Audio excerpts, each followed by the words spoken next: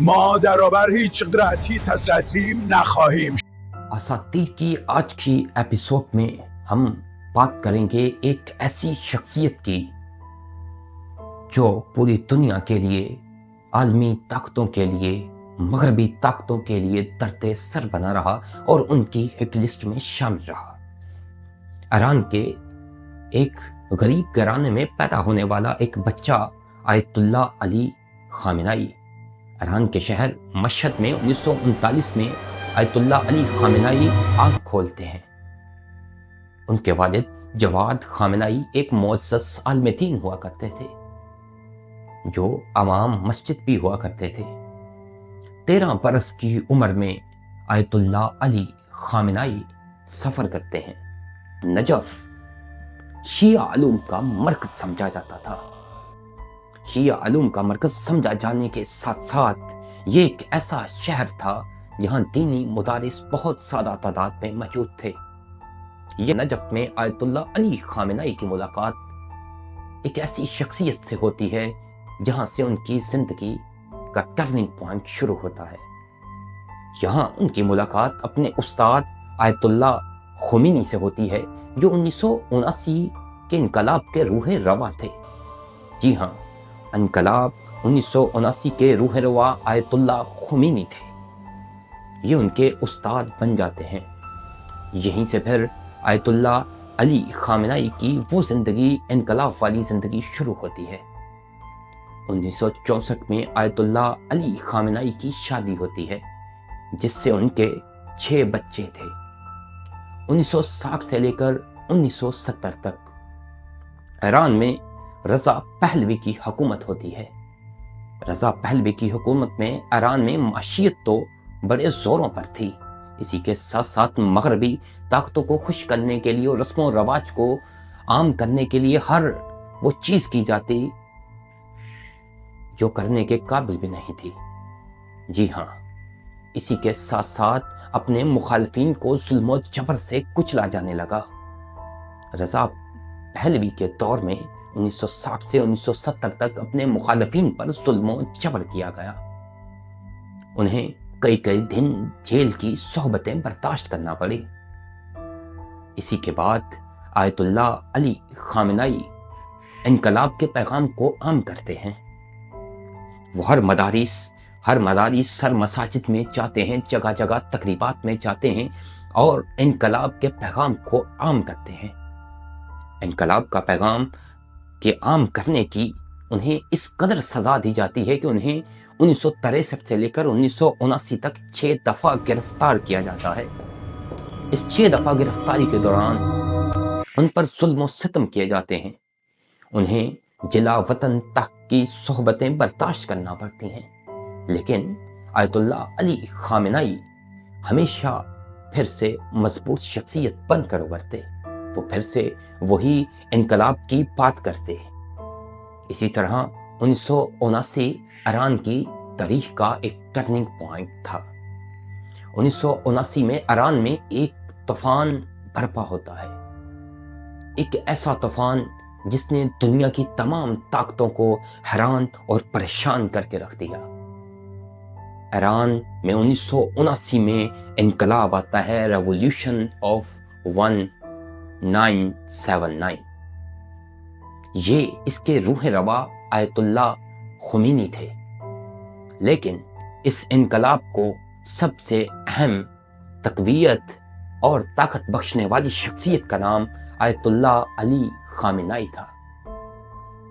آیت اللہ علی خامنائی 1979 میں انقلاب کے روح رواں بھی تھے۔ اسی طرح 1979 کو 13 سال جلا وطن رہنے کے بعد آیت اللہ خمینی ایران میں واپس آتے ہیں۔ ایران میں لاکھوں لوگ سڑکوں پر ہوتے ہیں، ایران کے ہر شہر میں ٹریفک بلاک ہو جاتی ہے، انقلاب آ جاتا ہے۔ آیت اللہ خمینی 13 برس بعد ایران میں قدم رکھتے ہیں۔ ان کا پھولوں سے، نعروں سے استقبال کیا جاتا ہے۔ اسی طرح پھر 1979 میں ہی ایران کے سپریم لیڈر بن کر ابھرنے والی شخصیت آیت اللہ خمینی تھے۔ آیت اللہ خمینی 1979 کو آیت اللہ علی خامنائی کو اپنا اور ایران کا ڈیفنس منسٹر مقرر کرتے ہیں۔ اسی طرح 1981 کو آیت اللہ علی خامنائی پر جمعہ کے خطبے کے دوران ایک خودکش حملہ ہوتا ہے، جس سے ان کا دایاں بازو ہمیشہ کے لیے مفلوج ہو کر رہ جاتا ہے اور وہ کئی دن زندگی اور موت کی کشمکش میں رہتے ہیں اور شدید زخمی ہوتے ہیں۔ اس کے بعد 1981 میں ہی انہیں ایران کا صدر مقرر کر دیا جاتا ہے۔ 1981 سے 1989 تک آیت اللہ علی خامنائی ایران کی صدارت کی ذمہ داریاں سنبھالتے ہیں۔ اسی دوران ایران عراق جنگ بھی شروع ہو جاتی ہے۔ اس جنگ کے نازک مرحلے میں لاکھوں لوگ لقمۂ اجل بن جاتے ہیں۔ ایران کی معیشت تباہ ہو کر رہ جاتی ہے، ہر طرف خون کی ندیاں ہوتی ہیں، لاکھوں لوگ زندگی کی بازی ہار جاتے ہیں۔ ایران اتنے نازک حالات سے گزر رہا تھا، لیکن ایک قیادت جس نے ایران کو سنبھالے رکھا، اس کا نام آیت اللہ علی خامنائی تھا، جو 1981 سے لے کر 1989 تک ایران کے صدر رہے۔ اس کے بعد آیت اللہ خمینی 1989 میں انتقال کر جاتے ہیں، جو اس وقت ایران کے سپریم لیڈر تھے۔ ان کے انتقال کے بعد ایران میں ایک ایسا خلا پیدا ہو جاتا ہے جو کہ عالمی طاقتوں کی آنکھوں کی زینت بنتا ہے۔ ہر عالمی طاقت اور مغربی طاقت کی نظریں اب ایران پر ہوتی ہیں کہ ایران اب کسے اپنا نیا سپریم لیڈر مقرر کرے گا۔ ایران 1989 کو آیت اللہ علی خامنائی کو اپنا سپریم لیڈر مقرر کرتے ہیں۔ جی ہاں، آیت اللہ علی خامنائی کو اپنا سپریم لیڈر مقرر کرتے ہیں۔ تمام طاقت انہیں دے دی جاتی ہے، عدلیہ کو چلانے اور اس میں تمام لوگوں کی تقرری اور فوجی قیادت کی تقرری اور ہر طرح کی معاشی فیصلے لینے کا اختیار سپریم لیڈر آیت اللہ علی خامنائی کے پاس ہوتا ہے۔ جی ہاں، آیت اللہ علی خامنائی کے پاس ہوتا ہے۔ اب آیت اللہ علی خامنائی پوری دنیا کی نظروں میں نظریں ڈالتے ہیں۔ وہ کہتے ہیں، ان کی سب سے مشہور ہونے والی بات یہ تھی، وہ کہتے ہیں، مجھے اگر پورے ایران کو بھی اسلام کی خاطر قتل کروانا پڑا، شہید کروانا پڑا، تو میں اس سے بھی پاس نہیں آؤں گا۔ نہ میں کسی مغربی طاقت اور یہودی لوبی کے سامنے جھکوں گا اور نہ ہی بکوں گا، اور نہ ہی میرے موقف میں کوئی نرمی آئے گی۔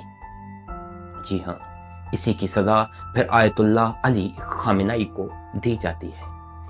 35 سال تک ایران کے سپریم لیڈر رہنے والے آیت اللہ علی خامنائی کو پھر 2026 میں ایران، اسرائیل اور امریکہ جنگ میں شہید کر دیا جاتا ہے۔